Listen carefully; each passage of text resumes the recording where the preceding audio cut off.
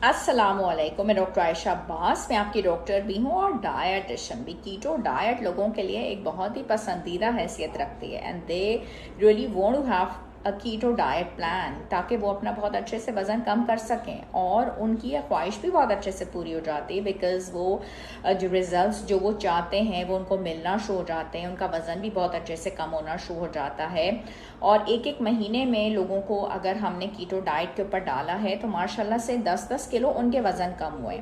लेकिन बात यह है कि अगर इतना ज़्यादा बटर और घी और कोलेस्ट्रॉल आप इस्तेमाल कर रहे होते हैं तो उसके कोई नुकसान होंगे।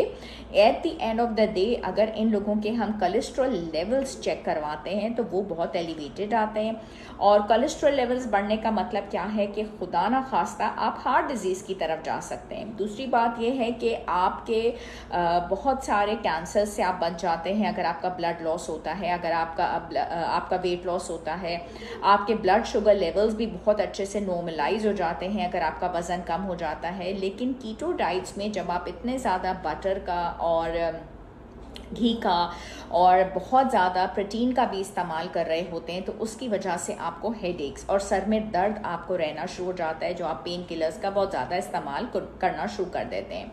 लोग इसकी वजह से बहुत ज़्यादा किडनी प्रॉब्लम्स का भी शिकार हो जाते हैं, उनके गुर्दों के ऊपर भी बहुत फ़र्क पड़ना शुरू हो जाता है और उसकी वजह से उनको फिर हम किडनी के डिफरेंट टेस्ट, उनका यूरिन टीआर और यूरिया क्रेटिनिन लेवल्स वो भी हम उनके चेक कराते हैं।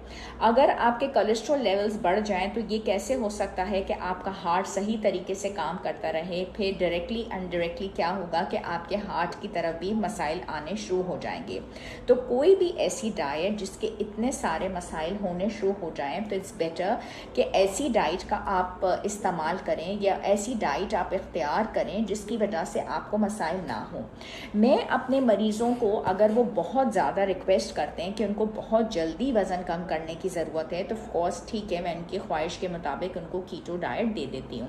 लेकिन बाकी मरीज़ों के लिए जो मेरी अपनी पसंदीदा या जो डाइट मैं ख़ुद फॉलो करती हूँ that is always the intermittent fasting. उसमें आपकी पसंद के हिसाब से मैंने विंडोज़ बना ली और उसी विंडोज़ के अंदर आपने पानी पीने के साथ साथ जो है डाइट की, इसमें भी बहुत अच्छे तरीके से आपका वज़न कम हो जाता है, चाहे थोड़ा सा टाइम ज़्यादा लगे। प्लस इसका फ़ायदा ये होता है कि आपके मेमोरी के जो रिजल्ट्स हैं वो बहुत अच्छे रहते हैं, हार्ट भी आपका अच्छा रहता है और फैट लॉस भी आपका बहुत अच्छा कम हो जाता है।